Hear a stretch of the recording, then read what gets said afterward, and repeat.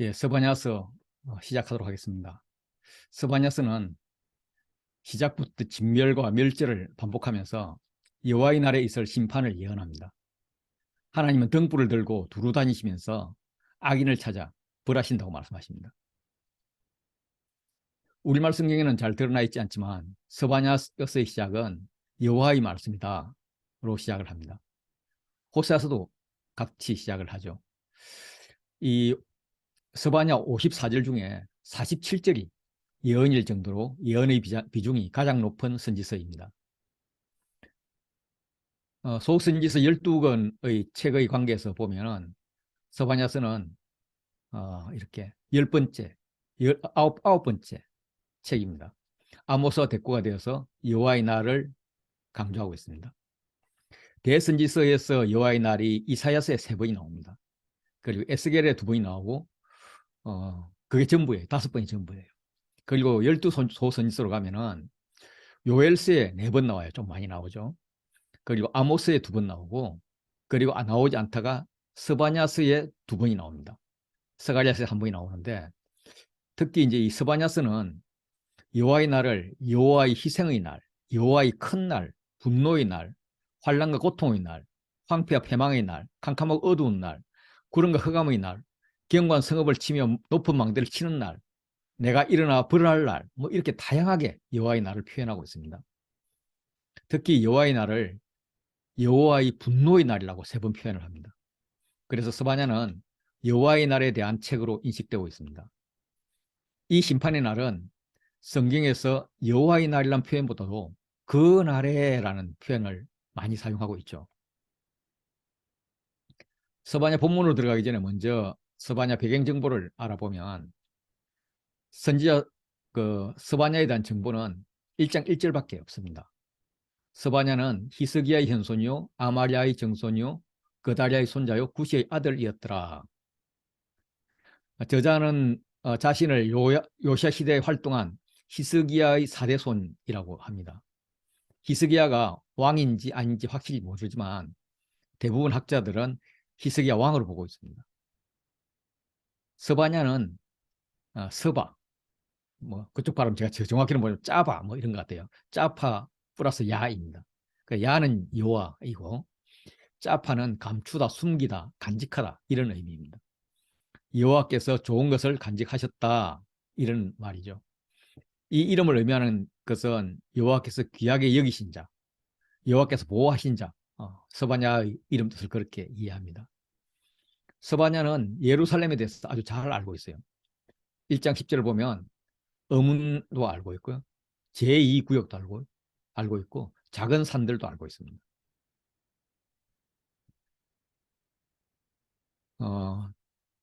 그래서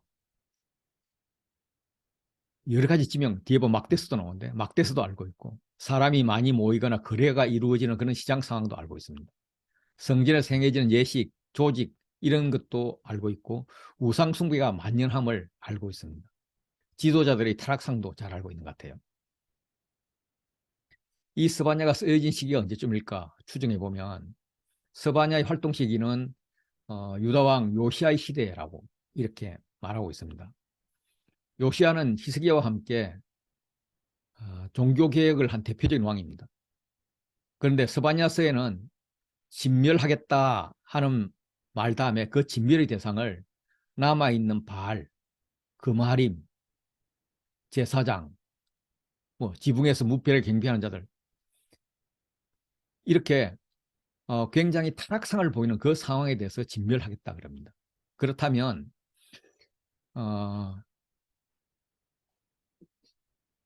머나세나 아몬 시대의 종교적 상황으로 보이고 아직 이 예언이 선포될 시기에 요시아가 종교개혁을 시작하기 전이었던지 막 시작을 해서 아직 승무하기 전에 쓴 것으로 그렇게 보여집니다.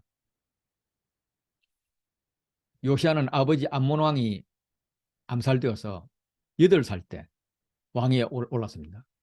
그리고 이제 12년 되었을 때에 종교개혁을 시작을 합니다. 종교개혁이 본격적으로 시작된 것은 사실 18년이죠. 성전 수리를 하면서 율법책을 발견해서입니다. 2장 13절 보면 여호와가 북쪽을 향해 손을 펴서 아수르를 멸하며 니느웨를 황폐하게 하여, 다시 말해서 아수르가 아직 멸망하기 전입니다. 그래서 아수르가 멸망한 게 612년이니까 그 이전 613년, 그리고 요시아가 즉위한 640년, 640년 요 사이의 어느 때에 쓰여진 것으로, 선포된 것으로 그렇게 보여집니다. 그래서 선지자가 왕족이었다 하는 그 가능성을 근거로 하면 그가 어린 요시아에게 영적 영향을 행사해서 왕으로 하여금 전심으로 여호와를 따르게 했을 것이다 라는 추측이 있습니다. 스바냐는 미가, 이사야 선지자가 히스기야 시대의 예루살렘에 대해서 말씀을 선포한 후에 약 70년 만에 다시 유다 예루살렘에 대해서 말씀을 선포한 것입니다. 다시 말해서 하나님께서 70년 동안 침묵하고 계시다가 스바냐를 통해서 침묵을 깨시고 유다와 예루살렘에게 다시 말씀하시는 겁니다. 당시 정치적인 상황을 보면 대대적인 종교개혁으로 북이스라엘 지경까지 통치 영역을 넓힌 히스기야가 죽으니까 그 아들 므낫세가 12살의 왕이 되었는데 55년간 통치를 합니다. 오랜 기간 동안 통치하면서 아버지 히스기야 계획을 완전히 되돌려버리는 그런 악을 행합니다.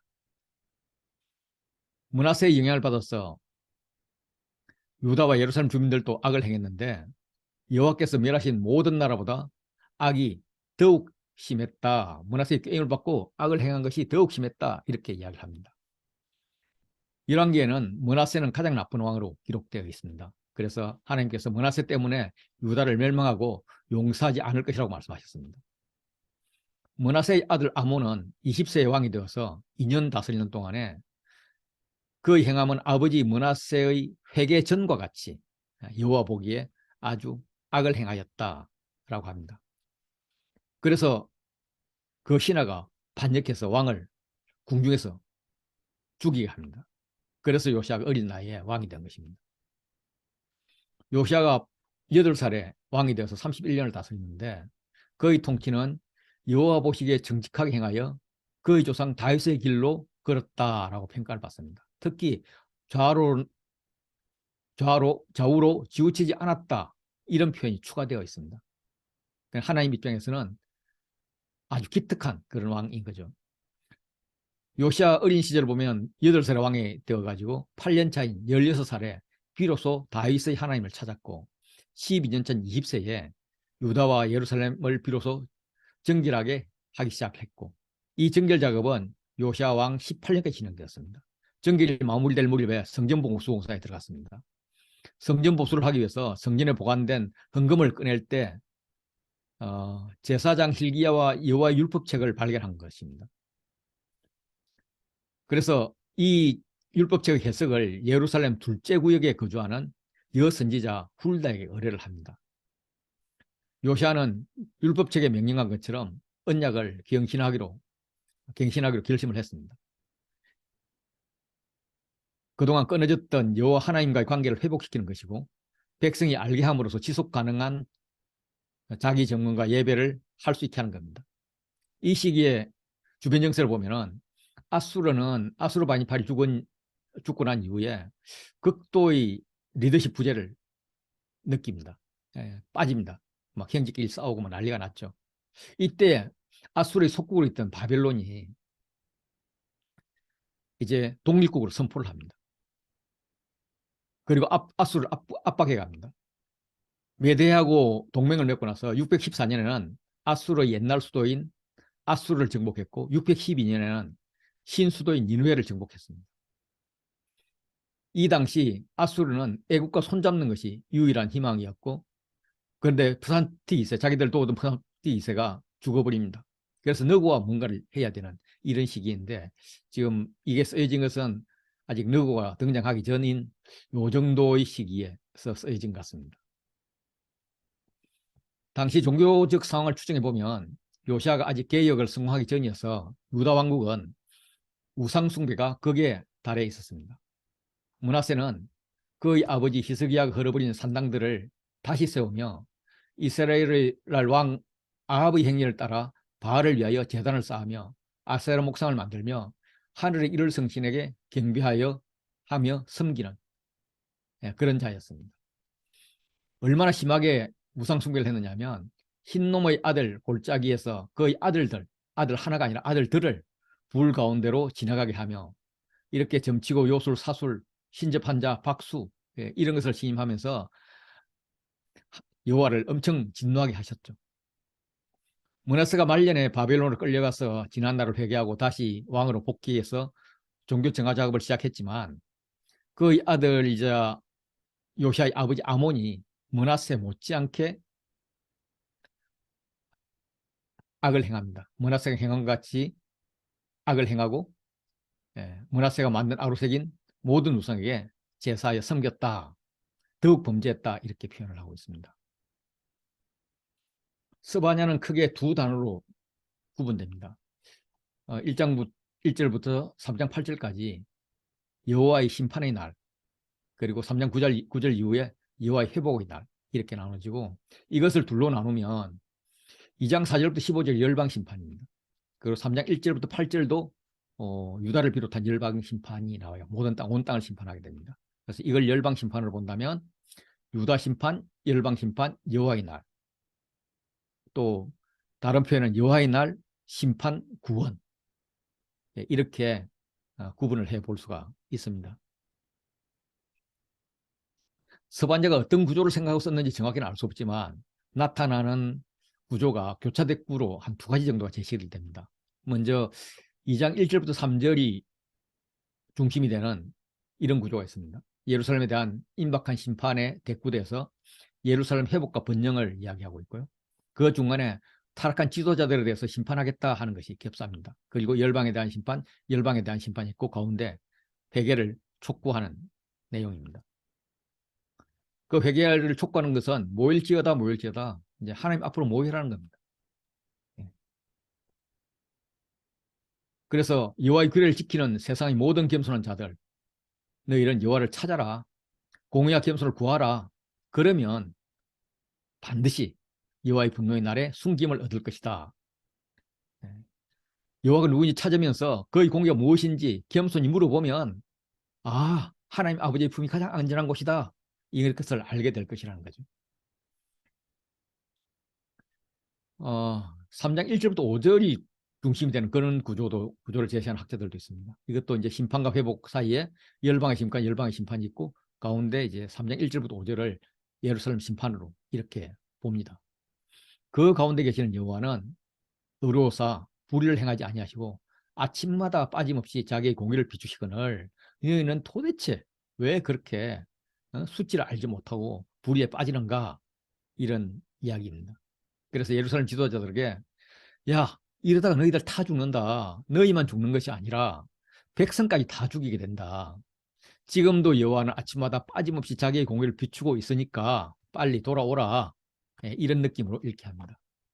저는 요거보다는 요 구조를 더 좋아하고 있습니다.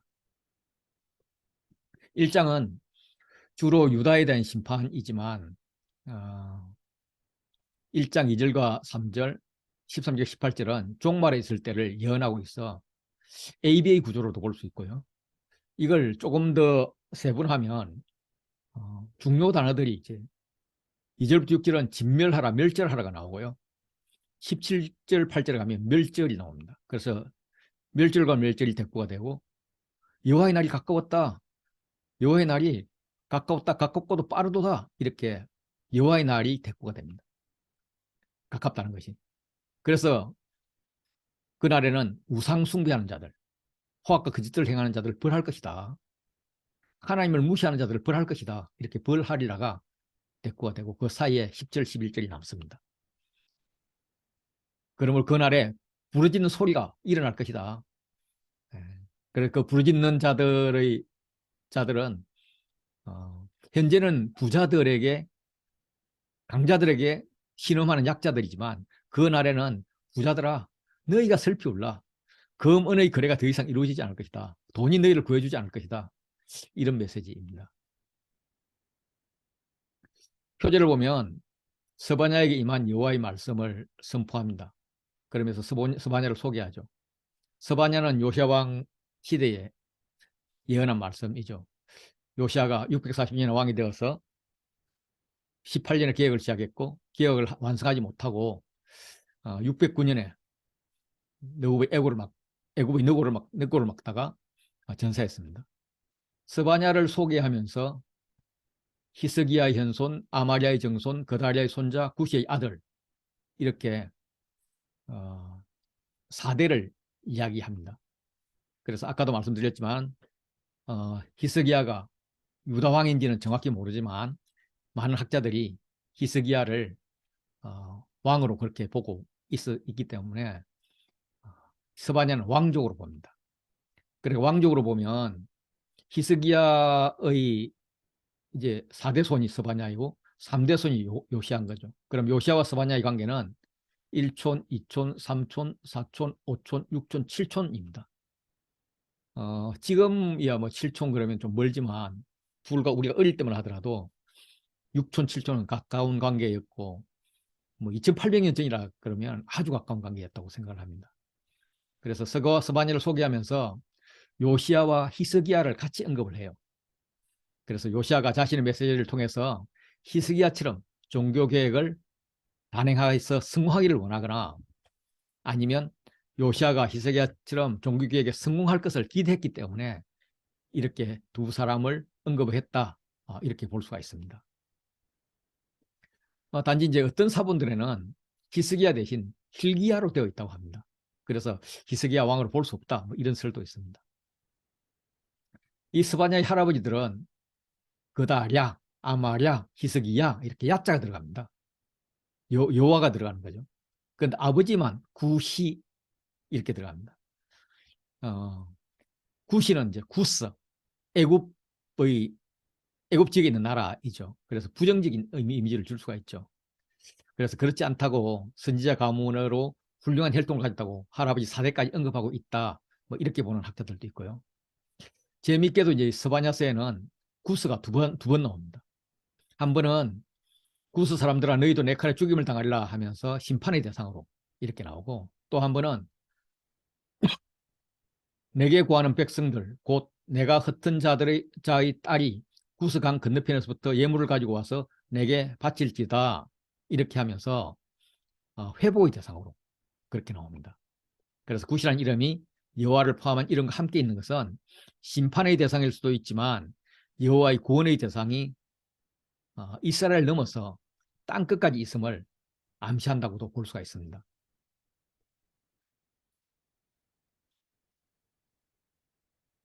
여호와께서 너희 이르시되 내가 땅의 모든 것을 진멸하리라. 예. 성경에서 모든 것을 진멸할 것이다. 이렇게 시작하는 말씀은 아마 스바냐가 유일할 것 같습니다. 그래서 그만큼 이 스바냐의 메시지는 그때 들었던 회중들에게는 충격적이었을 거예요.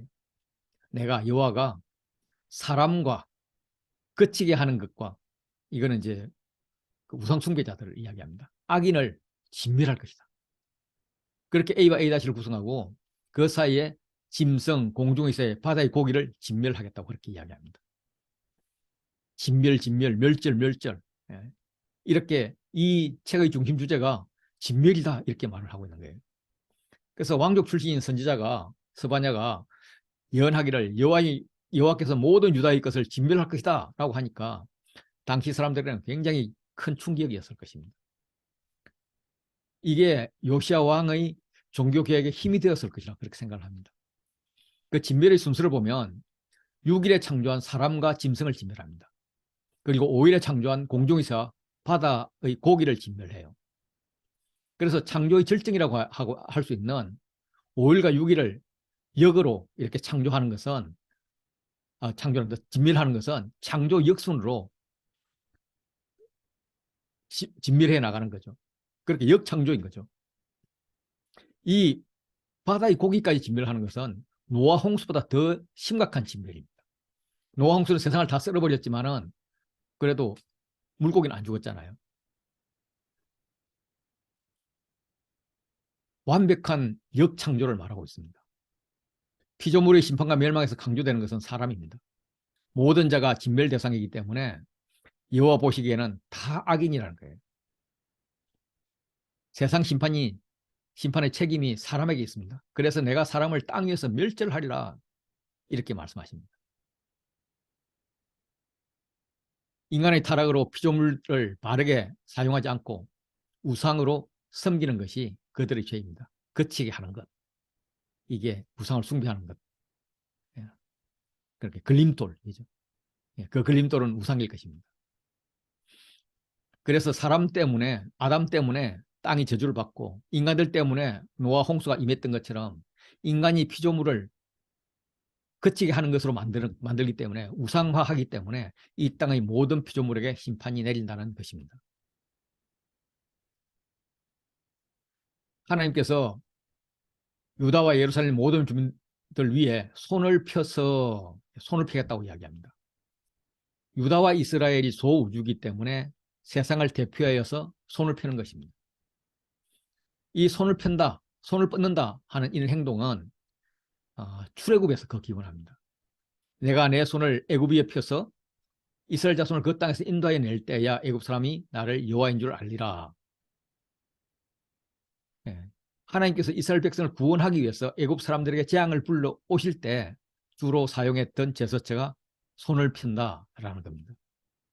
이건 하나님의 적극적인 개입을 이야기해요. 손을 여전히 펴고 있다는 것은 하나님의 진노가 아직 끝이지 않아서 심판이 진행 중이라는 말입니다. 그리고 진멸과 비슷한 멸절이라는 단어가 계속 반복을 합니다. 이렇게 멸하여 잘라버린다, 제거해버린다 이런 뜻이죠. 육체의 할례와 같이 표피를 잘라버리는 거죠. 뿐만 아니라 마음의 할례같이 악을 완전히 제거해버리겠다 이런 의미입니다. 그 멸절의 대상은 남아있는 바알입니다. 예루살렘에 바알 종교를 비롯한 많은 이방 종교가 만년에 있었음을 말해줍니다. 그리고 그마림이란 이름과 그 제사장들입니다. 그마리는 바알을 섬기는 제사장, 왕신이나 국가의 지원을 받는 이방신을 숭배하는 제사장을 말합니다. 열왕기에는 그마림을 우상을 섬기게 하는 한 제사장으로 번역을 하고 있습니다. 지붕에서 하늘의 무별에게 경배하는 자들, 성전이나 신당 같은 특정한 장소에서 섬기는 것이 아니라 자기들 집 옥상에서 상시적으로 섬겼다 이런 의미입니다. 골방에서 은밀하게 숨어서 섬기는 것이 아니라 누구나 볼 수 있게 지붕 위에서 섬기고 있습니다. 말도 안 되는, 이스라엘에서는 말도 안 되는 거죠. 이게 일반인들에게까지 보편화되어 있음을 알 수 있습니다.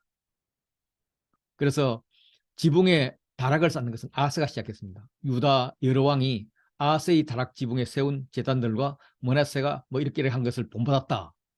이런 이야기인데, 아하스가 시작을 했고 여러 왕이 보왕을 하기 시작했는데, 이걸 이제 요시아 때에 이것들을 다 흘고 빻아서 가루로 내어버렸다라고 이야기를 하죠. 여호와께 맹세하면서 말감을 행하는 자들, 그러니까 여호와 종교를 믿으면서 말감에게 맹세를 합니다. 말감은 암몬과 모압 족속이 섬기던 신입니다. 그래서 히브리어로는 이제 말캄, 멜렉을 말하는 이제 말라크 이런 단어하고 연결되죠. 그래서 인신제사라는 밀곰, 몰록, 그거하고 그들의 왕, 그들의 신으로 의미하면서 좀 조롱하는 감정으로 말감과 여호와를 이렇게 대조하고 있는 것 같습니다. 어쨌든 이들은 종교 혼합주의자들이에요. 여호와를 섬긴다고 하면서 하나님 이름을 놓고 맹세를 하면서 동시에 암몬과 모압 족속이 섬기던 신을 숭배하는 거죠. 하나님이 가장 싫어하는 것입니다. 여호와를 배반하고 따르지 않는 자들, 또 여호와를 찾지도 않는 자들, 구하지도 않는 자들, 이들이 멸절 대상입니다. 그 멸절할 여호와의 날, 심판의 날이 가까워 왔습니다. 그래서 너희는 주 여호와 앞에서 조용히 있으라, 잠잠할지어다 라고 이야기하죠. 하나님께서 어떻게 하시는지 보라는 거예요. 여호와의 날이, 당시 사람들은 여호와께서 이스라엘을 위해서 초자연적인 수단으로 그 원수들을 맞아서 싸운다 이렇게 믿었습니다. 그런데 아모스를 필두로 해서 선지자들은 이 개념을 완전히 거꾸로 뒤집어 가지고 여호와의 날이 하나님께서 이스라엘의 원수들 뿐만 아니라 이스라엘 내에 믿음 없는 자들에 대해서 최후의 심판을 수행한다. 이런 개념으로 선포를 하기 시작합니다.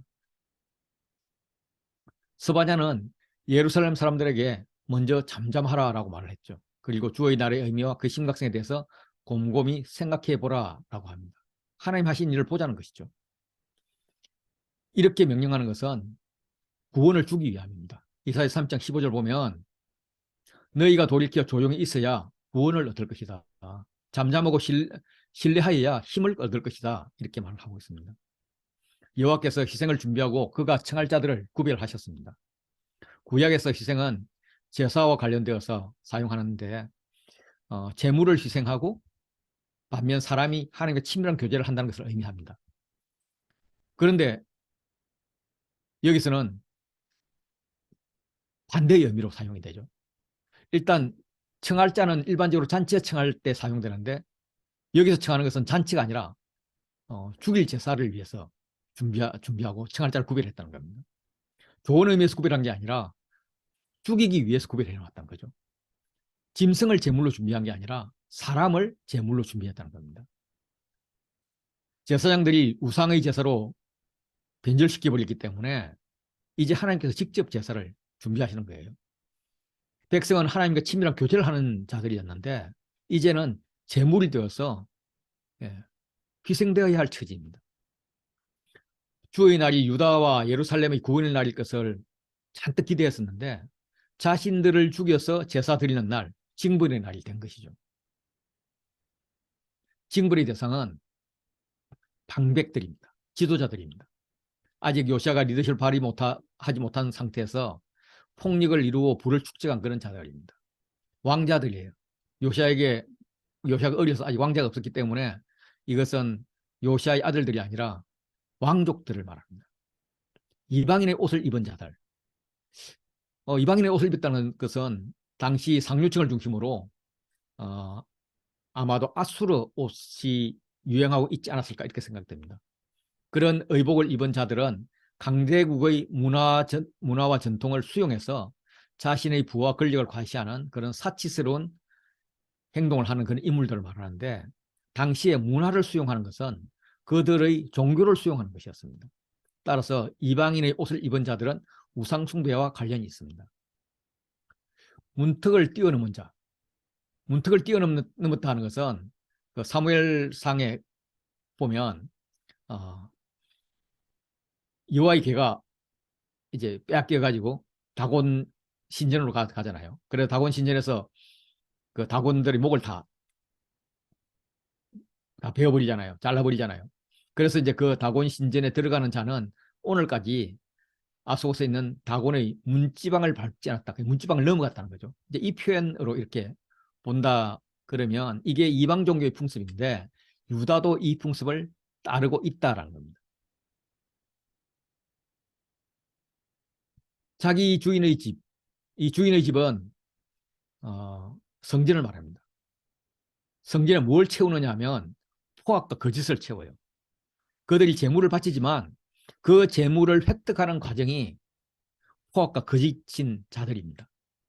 마치 하나님을 우상 취급하면서 내가 이만큼 바쳤으니까 더 많이 주세요 하는 그런 거래하려는 자들입니다. 10절, 11절은 아까 교차됐고 구조를 말씀드릴 때 가장 중심에 있다고 했습니다. 그 10장 11절 보면 여호와께서 말씀하시죠. 그 날에 어문에서 부르짖는 소리가 제2구역에서 울음소리가 작은 산들에서 무너지는 소리가 일어날 거다. 세 번의 소리를 이야기합니다. 어문은 느헤미야서에 보면 물고기가 들어오는 문입니다. 요 북쪽 여기에 있죠. 물고기가 들어오는 문인데 이제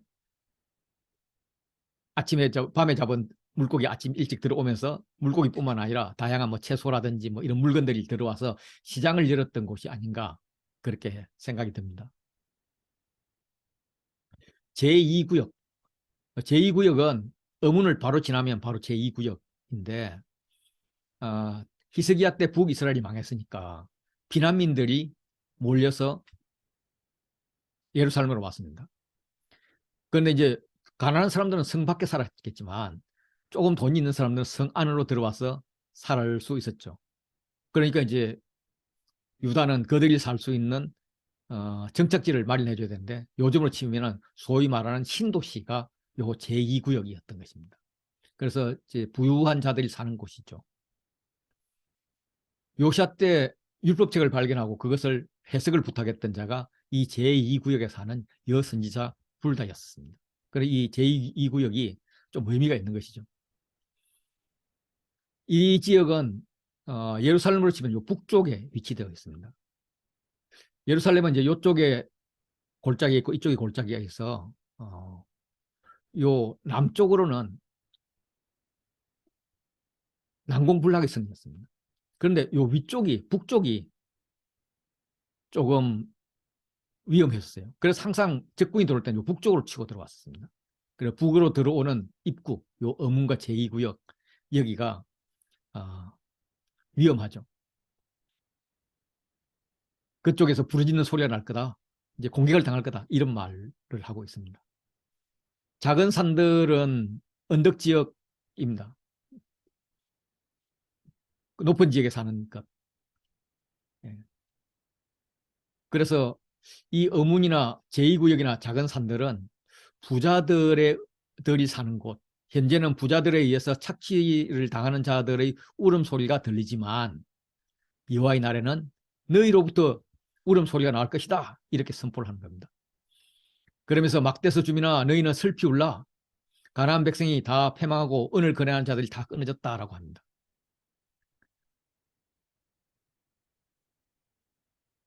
막대스는 잠언에서는 이제 절구로 이렇게 번역이 되고 있습니다. 지행에 사용되면 절구같이 이렇게 듬뿍 파인 이런 땅, 어, 이 작은 산들에 대비하면 좀 낮은 지대 이걸 의미합니다. 그런데 여기서 은을 거래하는 자들이 끊어졌다 하는 걸로 봐서는 장사하는 곳이에요. 그리고 가나안 백성이라고 하는 이 가나안 백성 이것은 다른 데에서는 그 상업, 장사하는 자, 장사꾼 이렇게 번역이 됩니다. 그리고 이제 요 은을 거래하는 자들과 이렇게 대꾸되는 걸 볼 때 이것도 장사하는 자들로 보여집니다. 그래서 세번역도 가보면 장사하는 백성은 다 망하고 돈을 거래하는 자들은 다 끊어졌다 하면서 장사하는 걸로 번역을 하죠. 그러니까 이제 이 막대수 주민들도 다 부자라는 거예요. 그래서 부자에게 소리가 날 것이다 라고 이야기하면서 그 부자들에게 야 너희는 슬피 울라. 여호와의 날에 너희는 쫄딱 망할 거야.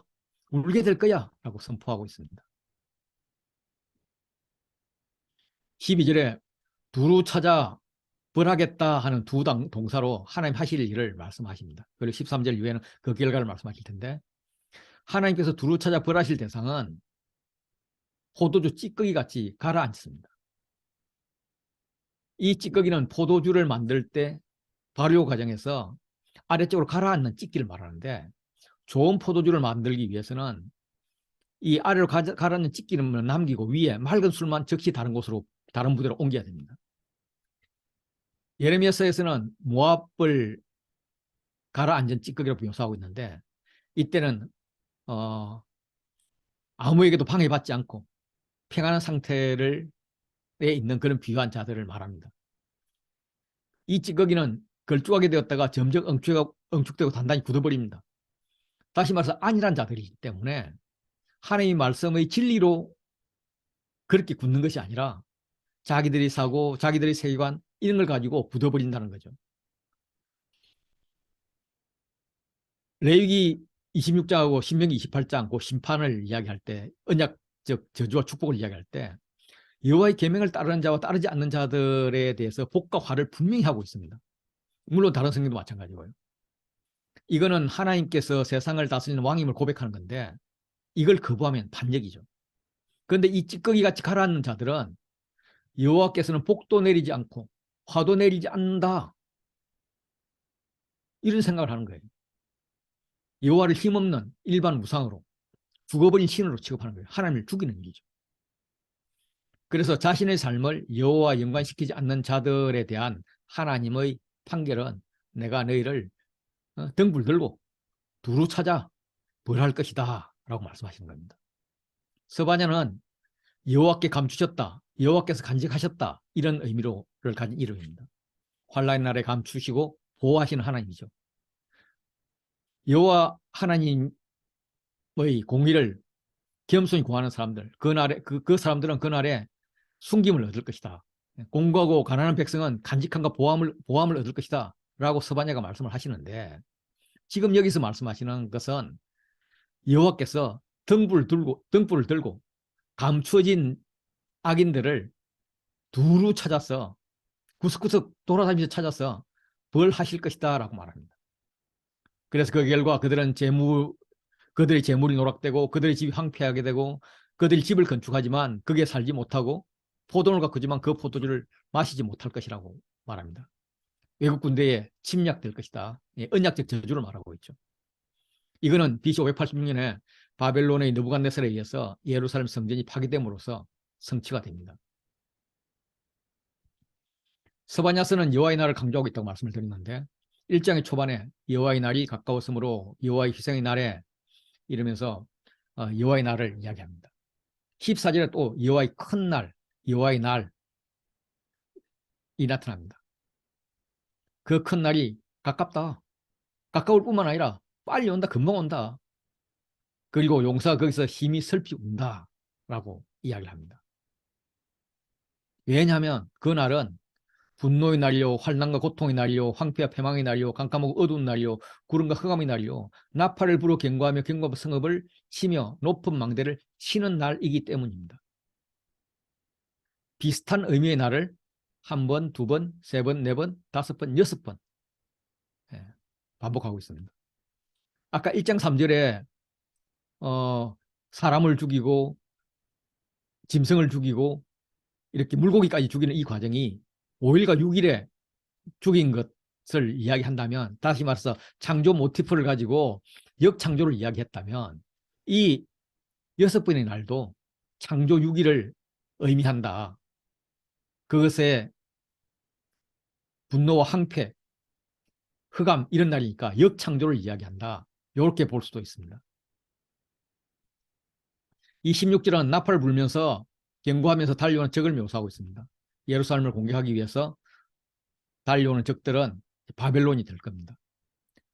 그러나 그게 궁극적으로는 하나님이 그들을 사용해서 전투를 벌이시는 겁니다. 여호와께서 내가 사람들에게 고난을 내려 맹인같게 행하게 할 것이다. 맹인같이 걸어가게 할 것이다 라고 말씀을 합니다. 이 고난을 내린다 라고 번역된 이 단어는 다른 성경에서는 성읍을 에워싸고 할 때, 성읍을 포위하고 압박하는 데 사용하는 이 단어입니다. 도무지 살 길이 없어서 봉쇄되었고, 심지어 사마리아가 포위되었을 때도, 유대가 포위되었을 때도 어머니가 자녀를 잡아먹기까지 하는 그런 고난입니다. 그들의 피는 쏟아져서 티끌같게 되며 그들의 살은 분투하게 될지라, 진노의 심판 앞에서 피를 흙먼지처럼 쏟아내고 내장은 분토같이, 똥같이 인분처럼 쏟아지면서 그렇게 처참한 생을 마감하게 될 것이라고 이야기합니다. 왜냐하면 그 이유는 그들이 나 여호와께 범죄하였기 때문입니다. 그 범죄는 우상 숭배이고 여호와를 찾지 않는 것이었죠. 18절은 게다가라는 게 생략되어 있습니다. 게다가 그들은 은과 금이 여호와의 분노의 날에 능히 그들을 건지지 못할 것이다. 돈으로도 못 가요 하나님 나라. 이렇게 될 거라는 거예요. 온 땅이 여호와의 질투의 불에 삼켜질 것이다. 여호와는 우상 숭배하는 자들을 소멸하는 불입니다. 이 소멸하시는 불이요 질투하시는 이 하나님, 이 질투는 무엇인가 얻기 위해서 욕심을 내는 그런 질투가 아니라, 하나님께서는 은혜의 언약 백성에게 사랑과 존경의 마음을 탕히 받아야 하는데 당연한 것이 안 될 때 하나님의 진노와 징벌과 관련해서 사용되는 단어가 질투입니다. 사랑인 거죠, 사랑. 이렇게 질투의 불에 삼켜지게 되는 이유는 여호와가 이 땅 모든 주민을 멸절하되 놀랍게 멸절하기로 결심했기 때문입니다. 그 이유는 여호와가 그들이 여호와께 범죄했기 때문이라고 17절에 말씀하셨죠. 여호와의 날은 신약에도 여호와의 날은 반드시 온다라고 말씀을 하십니다. 로마서 2장 5절 보면 진노의 날, 곧 하나님의 의로운 심판이 나타날 건데 그 날에 임할 진노를 너가 쌓고 있구나. 그래서는 안 된다. 바르게 살아라 라고 이야기하는, 죄를 짓지 말라라고 이야기하죠. 종말 때에 이 일이 나타나겠죠. 종말은 예수 그리스도의 나심과 함께 이미 시작되었습니다. 우리가 심판 때 어떻게 될 것인가? 그것은 지금 우리가 그리스도에 대해서 어떻게 행하고 있는가? 진노를 쌓아가고 있는가? 아니면 그 은혜를 쌓아가고 있는가? 여기에 좌우되는 것이죠. 2장으로 가면 1절부터 3절은 회개의 권면입니다. 이거는 이제 1장에서 여호와의 심판, 그 심판에 대해서 야, 정답은 회개다라는 것이고요. 그리고 이제 4절부터 15절은 열방에 대한 심판입니다. 열방의 심판이 광범위하게 이루어질 것을 암시하는데 이스라엘을 중심으로 서쪽의 블레셋, 그리고 동쪽의 모압과 암몬, 남쪽의 구스, 북쪽의 아술에 대해서 심판을 이야기합니다.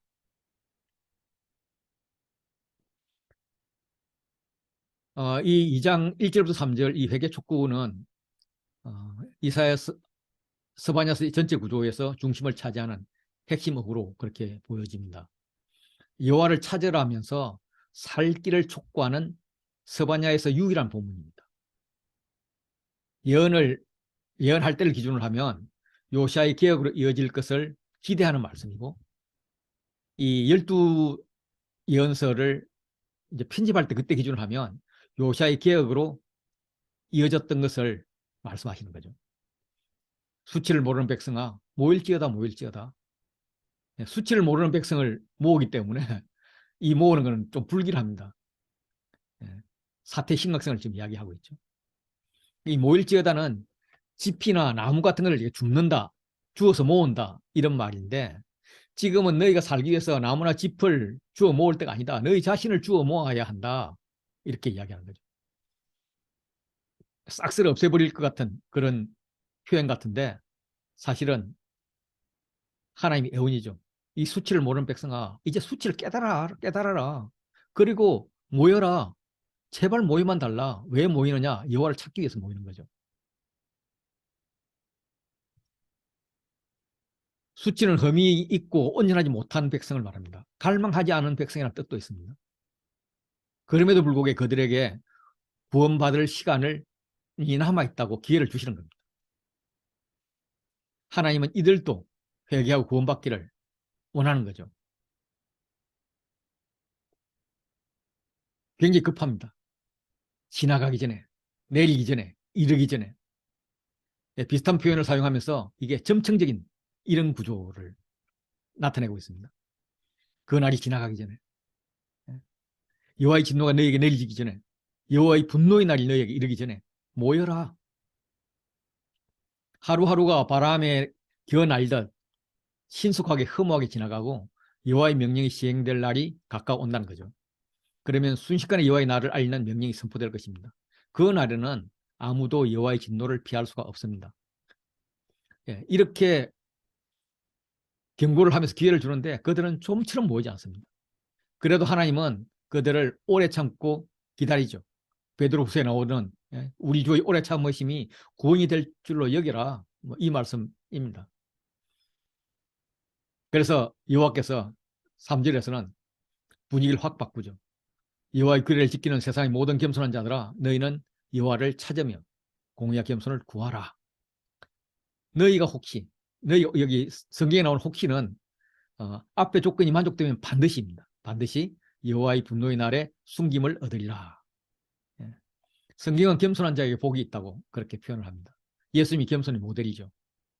겸손은 자신의 나약함을 인정하고 하나님의 도움을 바라는 사람의 태도입니다. 자신이 틀릴 수 있음을 알고 비판을 받아들이고 하나님으로부터 배우는 태도이죠. 이것은 하나님과의 관계에서 이루어집니다. 자신의 능력이 자신에게 있지 않고 하나님께 있음을 인정하는 것이죠. 그래서 겸손하다는 것은 여호와를 찾는 것입니다. 모이라 모일지어다라고 했는데 그 모이는 이유는 여호와를 찾기 위함입니다. 정리하면 여호와의 분노의 날에 명령이 내려졌습니다. 시행만 기다리고 있습니다. 진노가 내려오고 있습니다. 여호와의 날이 오고 있습니다. 이 여호와의 날을 분노의 날에 살 길이 있는데 일단은 모여야 된다는 거죠. 공동체를 회복해야 됩니다. 그 공동체에서 무엇을 해야 할까? 첫째, 영적으로는 여호와를 찾는 것입니다. 도덕적으로는 공의를 구하는 것입니다. 삶의 태도의 측면에서는 겸손을 구하는 것입니다. 이거는 두인과 비인의 이야기를 하면 비인의 문제이죠. 내가 누구인가 살펴보면 내가 죄인임을 알 수가 있죠. 하나님 누구신가? 알아보면 저를 용서해 주실 분이다. 문제는 그 하나님 내 편인가 아닌가 아닙니다. 이것은 하나님과 나와의 관계의 문제죠. 이런 바른 관계를 정립하기 위해서 하나님을 부지런히 찾고 하나님 앞에서 겸손해야 됩니다. 거의 공의 안에 있어야 됩니다. 나 혼자서 어려우니까 공동체가 그렇게 하면 따라가기가 쉽죠. 여호와의 분노의 날 그날에 여호와를 찾으며 공의와 겸손을 구하라 했는데 왜냐하면 가사는 버림을 당하며 에스골론, 아스돗, 에그론이 뽑힐 거다라고 하는데 가사, 아스글론, 아스돗, 에그론 이렇게 점점 더 예루살렘 가까이로 다가오고 있습니다. 그렇게 진노의 날이 임박하게 오고 있다는 거예요. 해변 주민 그렛 족속에 화 있을진저 그렛 족속은 그레데 그 유럽 쪽의 섬인 그레데 섬 갑돌 섬이죠. 그쪽 섬 민족입니다. 블레셋 사람의 땅 가나안아 여기서 가나안은 이제 장사꾼으로 번역할 수가 있어요. 그래서 블레셋 사람의 땅 장사꾼들아 여호와의 말씀이 너희를 칠 것이다 이렇게 말하는 거죠. 그래서 블레셋 지경은 블레셋 존재가 사라지게 될 것이고 유다 족속의 남은 자가 차지하게 될 것입니다. 이렇게 될 수 있는 것은 그들의 하나님 여호와가 그들을 보살피사 그들이 사로잡힘을 돌이킬 것이기 때문입니다. 유다의 구원인 거죠. 이스라엘 서쪽 지역에 이어서 이제 동쪽 지역 모압과 암몬에 대해서 심판을 하는데 처음에는 심판의 이유를 말하는데 그게 교만이라는 거예요. 그래서 하나님께서 개입을 하십니다. 그 결과가 나오는데 이게 A, B, C로 되어 있고요. 이게 한 번, 두 번 이렇게 나타납니다. 모압과 암몬이 비방하고 조롱을 합니다.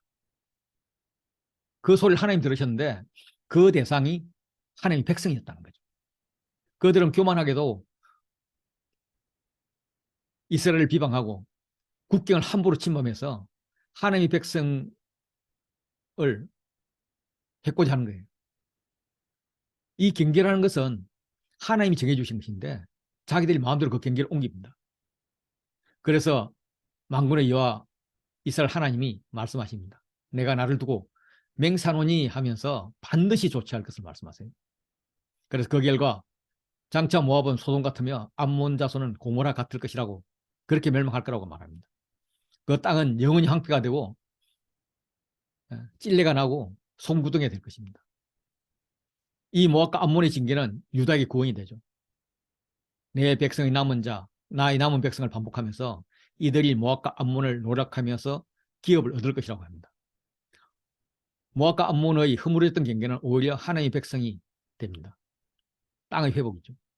다시 ABC를 반복합니다.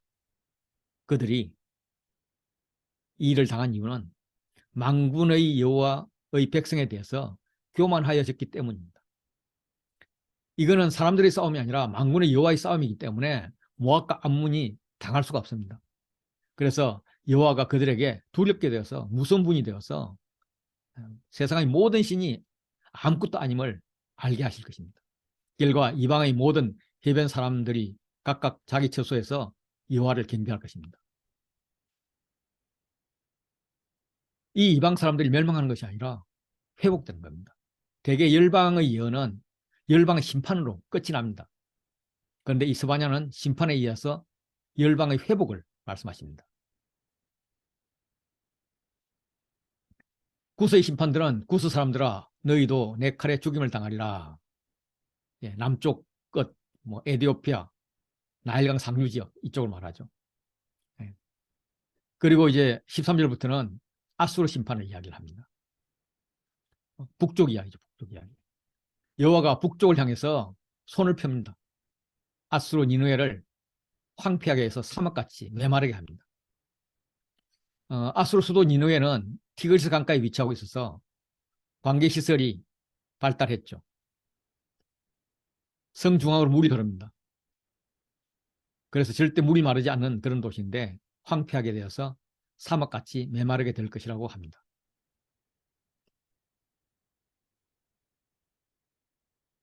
북쪽 아수를 향해서 손을 펴니다.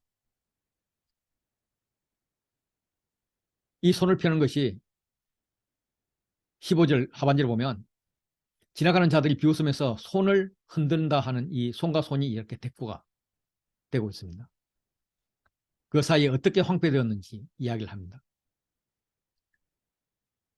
황폐. 예. 들짐승이 엎드릴 곳이 되었습니다. 예. 그 땅은 각종 짐승이 차지할 것이고 당하와 고슴도치가 집과 기둥 창문 구석구석을 차지하게 될 것입니다. 그래서 그 집의 문턱을 떠나드는 사람이 없어서 적막하다라고 표현을 하고 있어요. 백향막으로 지은 것이 다 벗겨지고 더 이상 화려함을 볼 수가 없게 될 것입니다. 그들은 기쁨의 성이라고 자부를 했습니다. 거주하는 데 염려가 없다고 그렇게 생각을 했습니다. 하나님이 주신 안전이 축복이었지만 이걸로 인해서 교만해졌습니다. 아수가 얼마나 교만해졌는지 오직 나만 있고 나 외에는 다른 이가 없다. 예, 스스로 하나님이라고 된 양 우쭐거렸습니다. 이들에게 재앙이 내려지는 거죠. 아시다시피 BC 612년에 니느웨는 바빌론에게 함락되었습니다.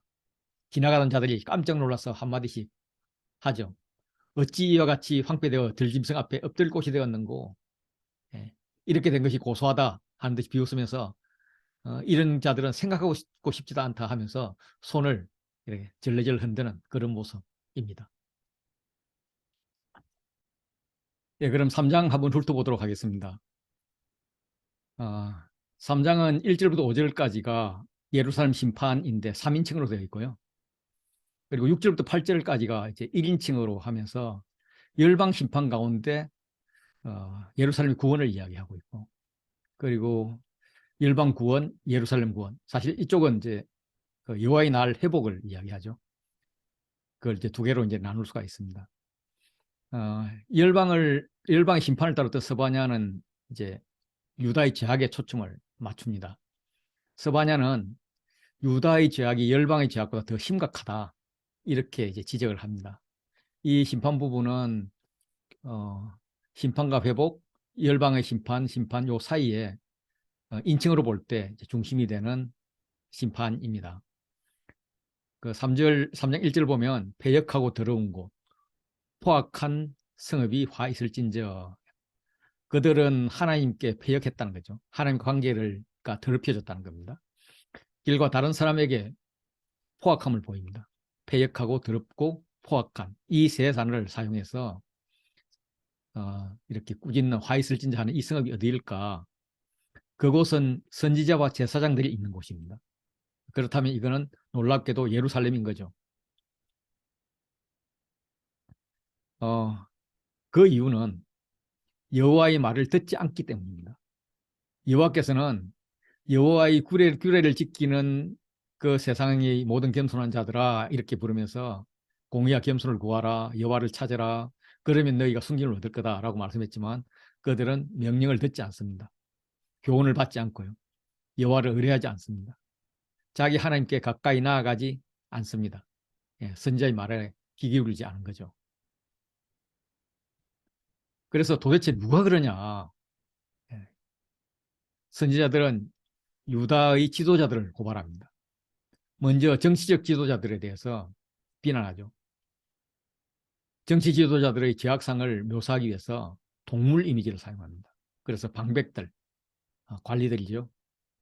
이 백성을 보호해야 할 자들을 부르짖는 사자라고, 그래서 백성을 잡아먹는 자라고 이렇게 표현을 합니다. 그의 재판장들, 이들은 더 치사합니다. 굶주린 이자 같습니다. 굶주린 일 같습니다. 다음날 아침까지 남겨둘 것 없이 싹 썰어먹어 치웁니다. 이런 표현을 가지고 백성들을 위해 책임을 다해야 할 정치 지도자들이 본연의 임무는 버리고 이기적인 탐심에 사로잡혀 있다, 이런 말을 하고 있는 거죠. 이어서 영적 선지자들의, 영적 지도자들에 대해서 비난을 합니다. 종교적 지도자들이죠. 그들 역시 책임을 잘 다하지 못합니다. 선지자들은 하나님의 엄중한 말씀을 전해야 할 자들인데 그들은 경솔하고 간사합니다. 이 경솔하다, 이 단어는 거만하게 날뛰는 오만한 행위입니다. 사사기 9장 4절에 보면 아비멜렉이 자기 고향으로 가가지고 은 70개를 받습니다. 그래가지고 경박한 사람들을 사는 거죠. 옳고 그름에 관계없이 돈이면 무엇이든지 하는 그런 자들을 말합니다. 제사장 조직이 경솔하니까 아직 완전히 조직 폭력배 수준인 거죠. 그리고 이제 이 간사하다, 이 말은 반역자 혹은 배신자 의미를 가지고 있습니다. 겉과 속이 다르고 거짓말하는 자들이죠. 하나님과 백성과의 관계를 이어줘야 할 이 선지자들이 자신의 이익을 위해서 힘 있는 자들의 비율을 맞춰주고 권력하는 자에게 아부하는 백성의 편에서는 배신자고 간사한 자들인 거죠. 제사장들도 죄를 범합니다. 두 가지 죄이죠. 거룩한 하나님의 성소를 더럽히는 거고요. 율법을 가르쳐야 할 그들이 율법을 범합니다. 그래서 율법의 해석의 권위를 이용해서 자기들의 이익을 얻어내는데 그런 비리 속에 들어가 있는 것 같습니다. 그러면 하나님께서 미리미리 좀 말씀을 하시지 어디 계시다가 이제 와서 막 이렇게 화를 내시나, 이렇게 생각할 수 있지만 여호와는 그 상황 가운데서도 그 가운데 계신다라고 말하십니다. 그들 가운데 있다는 거예요. 예루살렘의 지도자들과는 달리 의로우사 불의를 행하지 아니하십니다. 아침마다 빠짐없이 자기의 공의를 비추십니다. 비록 유다 백성들과 지도자들은 불의를 행하고 열방 백성들과 다를 바 없이 그렇게 살아가지만, 이방과 다를 바 없이 살아가지만 여호와께서는 언제나 의로우시다는 거죠. 하나님은 밤을 노리는 사악한 재판관들과는 달리 매일 아침마다 의로운 판단을 하십니다. 아침마다 새로운 일을 하시는 의로운 여호와의 성품은 예레미야 애가에 잘 나타나 있죠. 그 인자와 긍휼이 무궁하시다. 그의 인자는 끝이 없고 그의 긍휼은 무궁하며 아침마다 새롭고 또 새로우니, 그 찬양 있잖아요. 그렇게 아침마다 새롭고 새로운 주의 성실하심이 큽니다. 그런데 이것하고 상반되게 이 불의한 자들은 수치를 알지 못하고 탐욕만 추구하고 있습니다. 6절부터 8절은 심판당할 열방과 심판을 위해 모여드는 열방, 그 사이에 경고를 넣어놓고 있습니다. 하나님의 정의는 불의를 심판하는 정의입니다. 그래서 하나님께서 불의한 여러 나라를 끊어버렸고 그들의 망대를 파괴하였고 그들의 거리를 비게 해서 지나다니는 자가 없게 했습니다. 그들의 모든 성읍이 황폐해서 사람이 없고 거주할 자가 없게 했습니다. 그러면서 하나님께서는 경고를 통해서 또 기회를 주십니다. 이방인들이 불의를 행하다가 멸망을 당한다면 이스라엘도, 불의를 행하고 있는 이스라엘도 마찬가지로 멸망을 당할 것입니다. 그래서 그들에게 경고하기를 너희는 오직 나를 경외하고 교훈을 받으라. 그리하면 내가 형벌을 내리로 정하기는 하였지만 너희 거처가 끊어지지 아니하리라.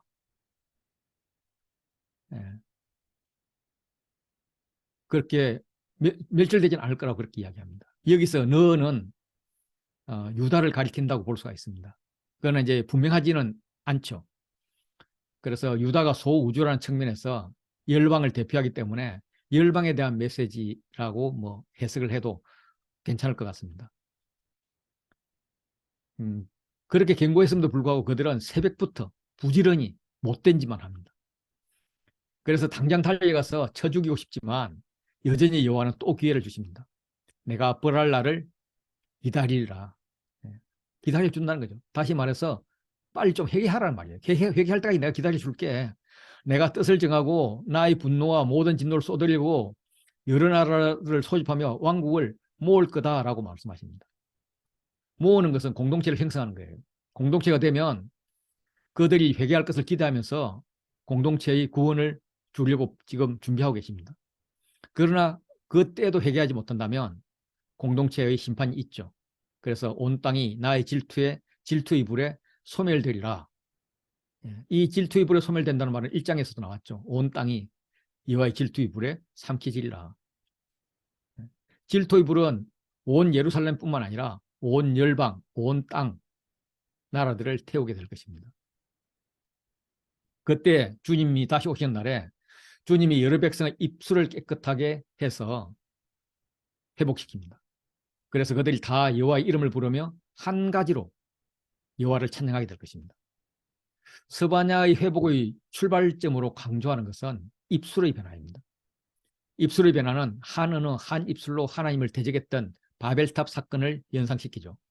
한 입술로 하나님을 대적하는 바람에 흩어졌던 열방의 백성들이 다시 한 입술로 회복될 것을 강조하고 있습니다. 내가 여러 백성의 입술을 깨끗게 하여, 이 말은 단순히 좋은 말을 말하게 한다 이런 의미가 아니라 하나님을 구하는 자들의 마음을 깨끗하게 한다 이런 말입니다. 입술은 말이죠. 말이 깨끗해졌다는 것은 말을 표현하는 마음이 정화되었다 이런 말입니다. 그들이, 나를 구하는 백성들이, 내가 흩어져 버렸던 그 자들이, 흩은 자의 딸들이 이제는 다 여호와의 이름을 부르며 한 가지로 나를 섬기게 할 것이다. 그래서 구스강 건너편으로부터 예물을 가지고 와서 내게 바칠 것이다. 이렇게 흩은 자들이 돌아옵니다. 바벨탑 사건과 연결이 되죠. 하나님이 흩으신 교만한 자는 자신의 힘과 세력과 권세에 기반을 둔 자들입니다. 언어가 정결하게 되는 것은 열방과 관련되어서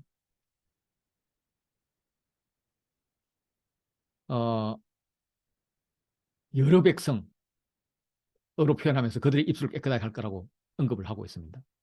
그리고 이스라엘의 관계에 대해서는 13절에서 이스라엘의 남은 자는 이렇게 해서 거짓을 말하지 않고 입에 거짓된 혀가 없고 이렇게 회복을 이야기하는 거죠. 그래서 회복은 이렇게 여러 백성 그리고 이스라엘 모두에 다 포함됩니다. 한 가지로라고 표현된 번역된 이 단어는 쇠켐 에하드, 쇠켐이 어깨잖아요. 그래서 직역하면 한 어깨로입니다. 서로 어깨 동무하면서 연합된 그런 통일체를 이룬다는 거예요. 어깨와 성김이 결합된 것은 단지 하나됨에만 초점을 둔 것이 아니라 어깨의 멍에를 같이 메고 누군가의 백성 혹은 누군가의 종이 되는 것을 의미합니다. 이 회복의 때 흩어졌던 열방의 백성들이 다시 여호와께로 돌아오죠. 인간의 마음을 근본적으로 고치고 회복시켜서 새 언약을 심어줄 것입니다. 여호와께 구하는 백성들, 과거엔 여호와가 흩어버렸던 자들이었지만 그들의 자녀가 구스 땅 건너편으로부터 예물을 가지고 와서 여호와께 예배를 드릴 것입니다. 바벨탑 사건의 반전, 역바벨론이 되는 거죠. 3장 9절의 그 때는 11절의 그 날에로 이어집니다. 그 날에 내가 내게 범죄한 모든 행위로 말미암아 수치를 당하지 아니할 것이다 라고 이야기를 합니다. 이 범죄한 모든 행위로 말미암아, 이 말은 하나님께 범죄한 모든 행위임에도 불구하고 수치를 당하지 않을 것이다 이렇게도 할 수 있지만 좀 더 나은 표현은 하나님께 범죄한 모든 행위가 없을 것이기 때문에 수치를 당하지 않을 것이다 라고 해석이 됩니다.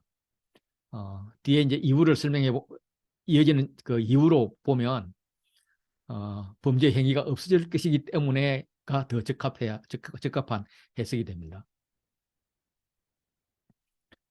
3장 9절에 그 때가 있었고 이제 3장 11절 하반절에 또 그 때가 나옵니다. 그래서 그 때에 수치를 당하지 않을 것인데 그 때에 두렵 게 할 자가 없을 것이다 로 끝납니다. 그때 내 가운데서 교만하고 자랑하는 자들을 제거해 버릴 것이고 내가 다시는 여호와의 성전에서 교만하지 않게 할 것이기 때문입니다. 교만한 자를 제거하신 하나님은 공고하고 가난한 백성을 열방 가운데 남겨둘 것입니다. 그들이 의지할 곳이라고는 하나님밖에 없죠. 그래서 그들이 여호와의 이름을 어떡하여 보호를 받을 것입니다. 이들이 이스라엘의 남은 자가 될 것입니다. 그들은 악을 행하지 않고 거짓말 안 하고 거짓된 혀가 없고 먹고 누울지라도 그들을 돌이켜 할 자가 없습니다. 영화의 구원을 받는다 이렇게 보면 되겠습니다. 요한계시록에서는 그 보좌과 내생물 장로들 앞에서 새 노래를 부르는 14만 4천이 나옵니다. 이 사람들은 더럽히지 아니하고 순결한 자입니다. 어린 양이 어디로 인도하든지 따라가며 속량을 받아서 처음 익은 열매입니다. 하나님 그 어린 양에게 속한 자들로 그 입에는 거짓말이 없고 흠이 없는 자들입니다. 이런 상태가 될 것이라는 거죠. 그래서 바벨탑 사건에서 악인들은 그들의 이름을 내기를 원했습니다. 스바냐는 여호와의 이름을 부르게 합니다. 바벨탑이 무너지고 언어가 혼잡하게 되었는데 이거는 힘으로 세상을 장악하고 지배하는 그런 제국이 되었다는 걸 의미합니다. 이제는 그 제국이 붕괴하죠. 그래서 먹고 누울지라도 안전한 거죠. 예, 그래서 먹고 뭐 풀을 뜯어먹는 이런 것을 의미하게 되는데 이게 표면적으로는 사람이지만 사자와 곰도 소처럼 풀을 뜯어먹게 되는 그런 세상을 전제합니다. 이사야서나 미가서를 보면. 그래서 모든 동물이 순한 동물이 된다 이런 의미보다는 서로 잡아먹지 않아도 살아갈 수 있는 그런 세계가 된다는 말이죠. 황폐해진 성읍에서 들짐승들이 누릴 것은 평화입니다. 눕고 먹어도 아무도 해코지를 하지 않습니다. 이게 하나님 백성의 평화인 것이죠. 스바냐는 시온의 백성들에게 노래하라, 기뻐하며 즐거워하라 라고 명령을 합니다. 여호와께서 왕으로 오셔서 대적들을 섬멸하실 것임을 선포합니다. 그래서 그들 가운데 거하실 것이다, 계실 것이다. 그래서 너희는 결코 두려워할 필요가 없다. 두려워하지 말라. 이렇게 확신을 시킵니다. 그 이스라엘을 향한 여호와가 너희 가운데 계시기 때문에 고통받는 자들의 평화와 안전을 약속하고 계십니다. 이 14절로 17절 이거는 기쁨의 노래라고 불려지는 구절인데 이렇게 교차대구 구조로 되어 있습니다. 기뻐하며 즐거워할지다 기뻐하리라. 여호와가 내 가운데 계시니 대꾸가 되고 두려워하지 말라라는 게 대꾸가 됩니다. 이런 짝수대 구조는 이제 A와 A-가 강조되죠. 그래서 시온에 따라 노래할지어다. 이스라엘 기쁘게 노래 부를지어다. 예루살렘에 따라 전심으로 기뻐하며 즐거워할지다. 그가 너로 말미암아 기쁨을 이기지 못하시며 너를 잠잠히 사랑하시며 즐거이 부르며 기뻐하시리라. 왜냐하면 여호와가 내 형벌을 제거하고 내 원수를 쫓아냈고 이스라엘 왕 여호와가 너 가운데 계시기 때문이다. 그래서 네가 다시는 화를 당할까 두려워할 필요가 없다. 그날에 그들을 두렵게 할 자가 없을 것이다. 내가 다시는 화를 당할까 두려워하지 않을 것이다. 그래서 두려워하지 말라. 이제는 내 손을 떨어뜨리지 말라. 무릎을 세우고 두 주먹을 불끈지라. 이제 손을 떨어뜨리는 것은 두려움을 나타내는 표현과 함께 사용되는 특정한 상황에서 아주 무기력한 그런 사람의 모습을 묘사합니다. 이제 그럴 필요가 없다는 겁니다. 왜냐하면 너희 하나님 여호와가 너희 가운데 계신데 그분은 너를 구원할 전능자, 영웅이라는 거예요. 그분이 너를 구원하고 너무나 깊어서 부르러 떨고 계시는 그런 분입니다. 그래서 찬양하자. 너희 하나님 여호와가 너희 가운데 계시니 그 구원을 베푸실 전능자를 찬양하자라고 말하는 거죠. 우리가 뭐 스바냐 하면은 그냥 이 말씀밖에 안 들어오잖아요. 시온의 공동체를 향해서 부르는 하나님의 노래입니다.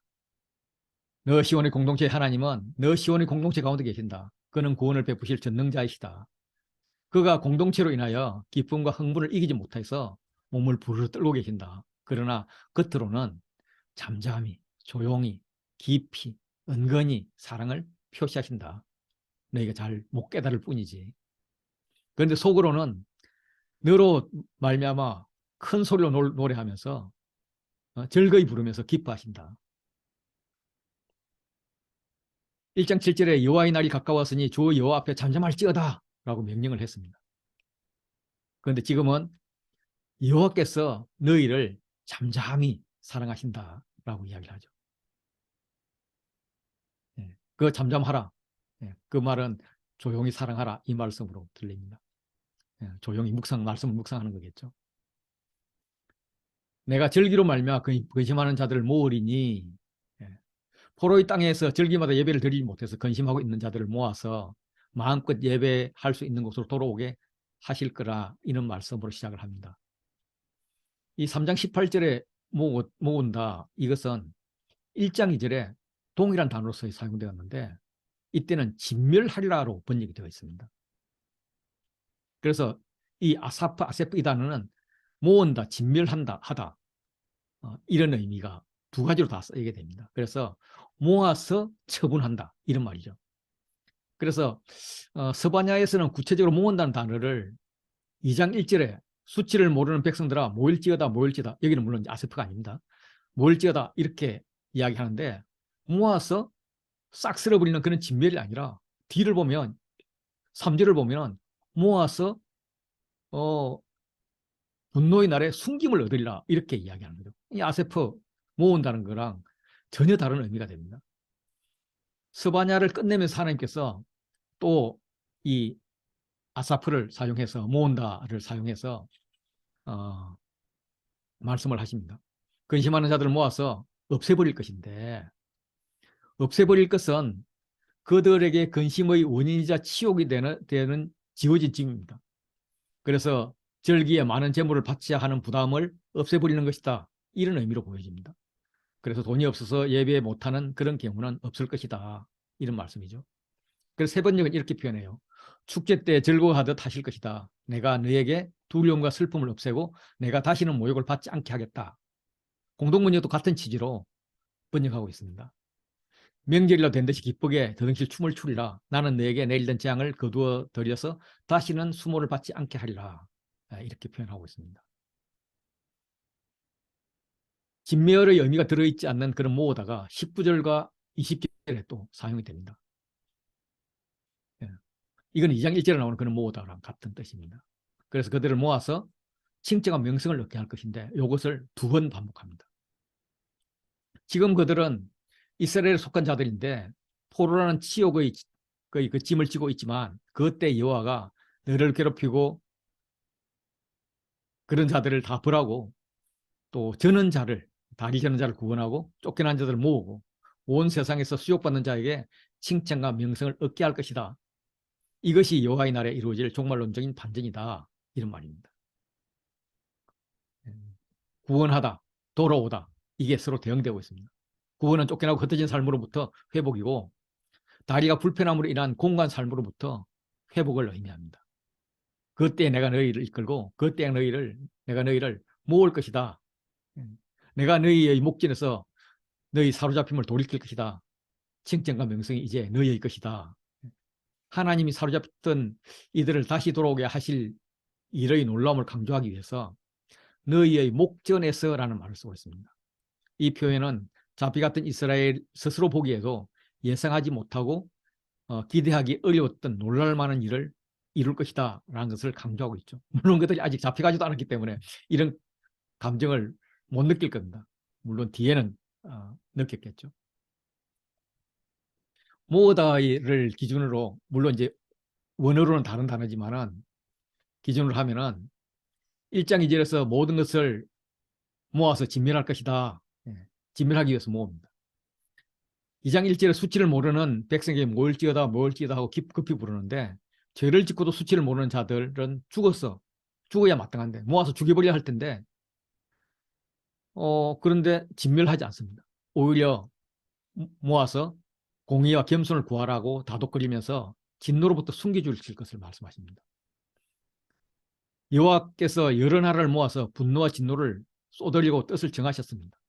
그런데 그날까지 기다리라라고 말씀하세요. 회개의 기회를 주는 거예요. 18절에 절기로 말미암아 근심하는 자들을 모으겠다고 합니다. 모아서 진멸하겠다는 말인데 이것은 오히려 사람을 진멸하는 것이 아니라 환경을 진멸하겠다는 거예요. 그래서 절기를 지키지 못하게 하는 세력을 멸하겠다. 절기에 바칠 재물을 짐스러워하는 그런 상황을 없애버리겠다. 이런 말씀이 됩니다. 다시 19절과 20절에 모은다는 말이 나오면서 칭찬과 명성을 얻기 위함이라고 두 번이나 강조하고 있습니다. 왕족인 스바냐가 이스라엘에 대한 첫 메시지는 모아서 싹 쓸어버리겠다, 진멸하겠다, 이런 말을 했습니다. 유다는 깜짝 놀랐겠죠. 물론 그들 중에서 진멸당할 자도 있습니다.